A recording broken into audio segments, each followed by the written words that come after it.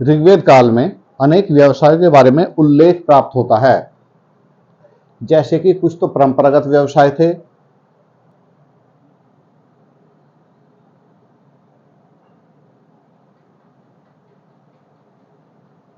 ब्राह्मण यज्ञ करते थे,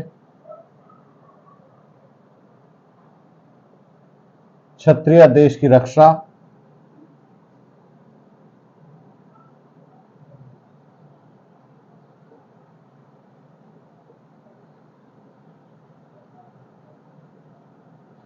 वैश्य कृषि व व्यापार,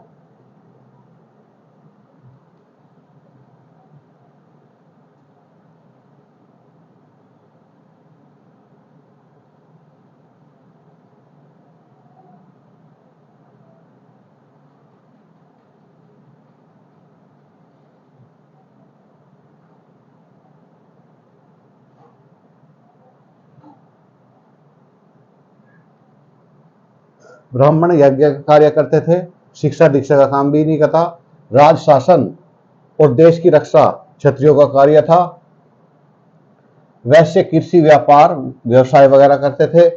इसके अलावा शूद्र उपरोक्त तीनों वर्णों की सेवा करते थे। यह काम जन्म पर आधारित नहीं था, बल्कि ब्राह्मण देश की रक्षा भी कर सकता था या पैसा भी उधार दे सकता था, वैश्य देश की रक्षा भी कर सकता था, यानी कि इन तीन वर्णों का व्यवसाय परिवर्तन संभव था, परंतु शूद्र को केवल यही कार्य करना होता था, इसका व्यवसाय परिवर्तन संभव नहीं था। इस प्रकार ये परंपरागत व्यवसाय थे। इसके अलावा भी उस समय अनेक व्यवसायों का उल्लेख प्राप्त होता है, जैसे कि तक्षा बढ़ई,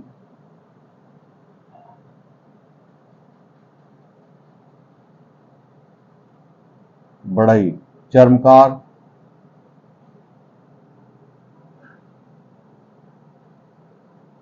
कुम्भकार, स्वर्णकार, वाय यानी कि जुलाई या बुनकर,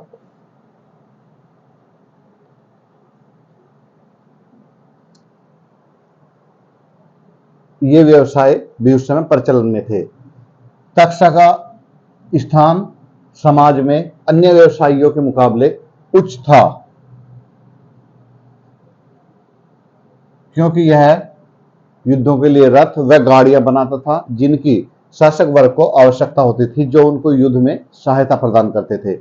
इसलिए सामाजिक दृष्टि से इसका स्थान उच्च था और व्यवसायों का जो संघ था यह उसका प्रमुख भी होता था।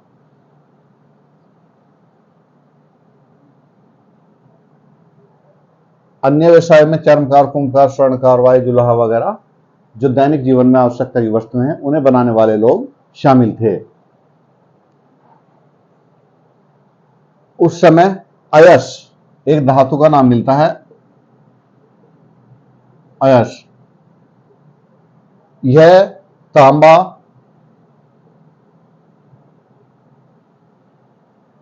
या लोहा या कांसा कोई धातु रही होगी, परंतु इस बात के पर्याप्त साक्ष्य हैं कि लोहा उस युग में प्रचलन में नहीं था, तो तांबा या कांसा इनमें से कोई एक धातु ये रही होगी। इससे भी लोग कार्य करते थे और इसका व्यवसाय भी उन्नत अवस्था में था। इसके अलावा कताई बुनाई,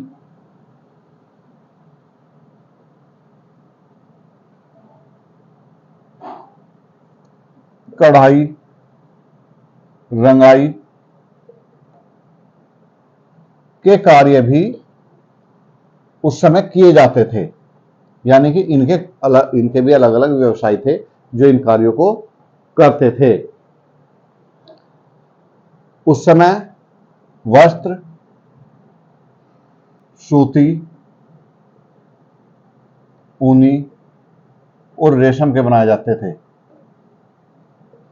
इनके वस्त्र बनाए जाते थे।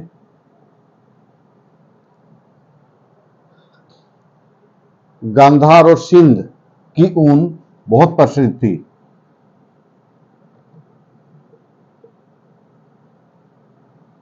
प्लस सिंध, यहाँ की ऊन जो थी वो बहुत प्रसिद्ध थी, जो भेड़ों से प्राप्त की जाती थी, और बड़े स्तर पर इसका निर्माण होता था। इसके अलावा गांधार प्रदेश में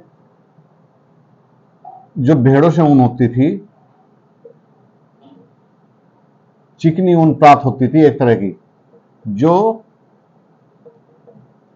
सर्वथा प्रसिद्ध थी। ये गांधार से प्राप्त होती थी चिकनी ऊन। इसके अलावा पुरुषनी या रावी,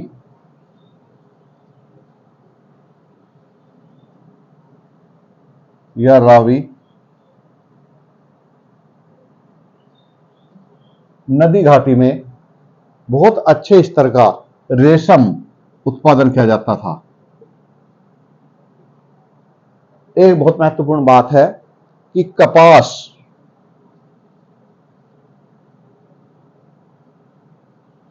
कपास का उल्लेख ऋग्वेद में नहीं प्राप्त होता है। ऋग्वेद में कपास शब्द हमें नहीं मिलता है। इसके अलावा भीषक यानी कि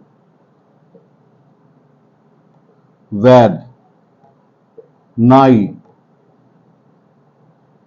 भीषक वैद्य को कहते थे, नाई, इस तरह के पेशे भी उस समय प्रचलन में थे, जो लोग इन कार्यों को करते थे। ये व्यवसायी शूद्र वर्ण से अलग थे।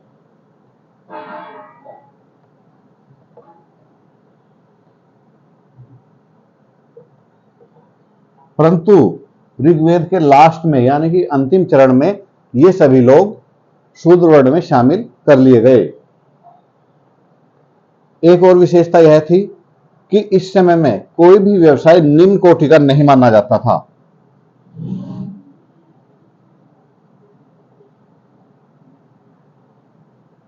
सभी की अपनी सामाजिक प्रतिष्ठा थी और सभी को समान माना जाता था। किसी व्यवसाय को निम्न नहीं माना जाता था, उसे करने वाले को निम्न नहीं माना जाता था। सभी की अपनी सामाजिक प्रतिष्ठा थी जो समान रूप से सभी का महत्व समझा जाता था। चर्म के व्यापार का भी बहुत महत्वपूर्ण था, जिससे थैले, संठे, आरे वगैरह चर्म के बनाए जाते थे। जो बैलों का चर्म होता था उससे चमड़ा, ये व्यवसाय भी उस समय प्रगति पर था। व्यापार पणी लोगों के हाथ में था।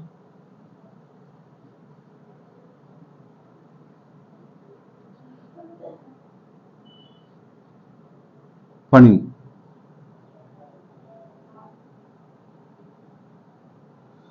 लोग व्यापार करते थे। व्यापार अंतर्देशीय व दूसरे देशों के साथ भी किया जाता था। परंतु आर्य लोग, जैसे कि ऋग्वेद में उल्लेख मिलता है कि 100 पतवार वाले जहाज के बारे में उल्लेख किया गया है, और समुद्र का शब्द भी ऋग्वेद में मिलता है, समुद्र। परंतु इसमें यह संदिग्ध है कि वे महासागर या समुद्र के बारे में जानते थे। शायद समुद्र शब्द का प्रयोग विशाल जल राशि के लिए किया गया है। तो समुद्र के बारे में ये लोग जानकारी नहीं रखते थे। व्यापार केवल अंतर्देशीय, क्योंकि लोगों की आवश्यकताएं कम थी, उत्पादन कम था, तो इसलिए व्यापार क्षेत्रीय आधार पर ही किया जाता होगा। पैसा, जो धन,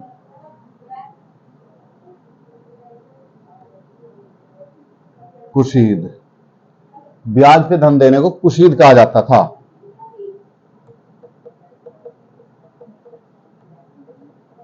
और इस क्रिया को कुशीदन,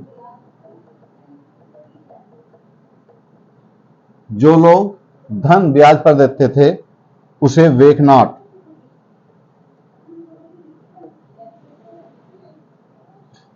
कहा जाता था, वेकनाट। इसके अलावा उस समय विनिमय का माध्यम गाय था, यानी कि मुद्रा का प्रचलन नहीं हुआ था। गाय को ही विनिमय के माध्यम के रूप में प्रयोग किया जाता था। कहीं कहीं घोड़ा भी विनिमय के माध्यम के रूप में प्रयोग किया जाता था, घोड़ा भी। परंतु ऋग्वेद काल के अंतिम चरण में एक निष्क नामक आभूषण था, निष्क।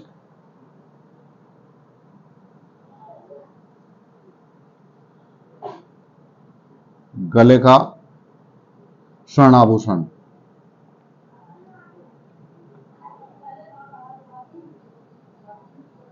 आभूषण ये मुद्रा के रूप में प्रयोग किया जाने लगा था।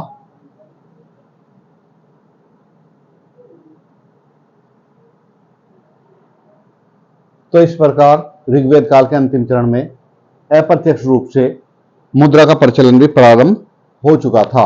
उस समय की जैसी अर्थव्यवस्था थी उसके अनुसार वहां पर सभी तरह के कार्य किए जाते थे, चाहे वो व्यापार हो, व्यवसाय हो, कारीगरी हो, उत्पादन के सभी साधन उनकी आवश्यकता के अनुसार थे। यानी कि ऋग्वैदिक अर्थव्यवस्था आत्मनिर्भर अर्थव्यवस्था थी। वो किसी दूसरे देश से कोई वस्तु आयात नहीं करते थे। कृपया हमारी वीडियो अच्छी लगी हो तो इसे शेयर करें, सब्सक्राइब करें, कमेंट करें। धन्यवाद।